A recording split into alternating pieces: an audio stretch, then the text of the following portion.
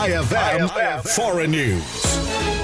Nagbabala ang UNICEF na lumalala ang krisis sa Haiti matapos tumaas sa 680,000 ang bilang ng mga batang lumikas dahil sa karahasan. Ayon sa bagong ulat, dumarami ang mga batang nagugutom, naaabuso at ginagamit ng mga armadong grupo habang halos 90% ng kabisera o Port-au-Prince ay nasa kontrol ng mga gang. Sa kabuuan, 6 na milyong Haitian, kabilang ang 3.3 milyong bata ang nangangailangan ng agarang tulong. Nasa 246 na pansamantalang silungan ang itinatayo sa buong bansa. Karamihan ay kulang sa pasilidad at matatagpuan sa mga mapanganib na lugar. Marami sa mga ito ay hindi nararating ng mga aid workers. Edukasyon rin ang isa sa mga pinakamatinding apektado. Mahigit 1,000 paaralan ang nagsara habang 64 sa mga ito ay pansamantalang tirahan ngayon ng mga lumikas. Aabot sa 500,000 na batang dapat ay nag-aaral ang nawalan ng access sa edukasyon. Dagdag pa rito, halos 300 kaso ng child recruitment ng armadong grupo ang naitala, kung saan ang mga batang edad 10 pataas ay pinipilit magbitbit ng armas o gamitin bilang human shield. Sa kabila ng malalang sitwasyon, sinabi ng UNICEF na 13%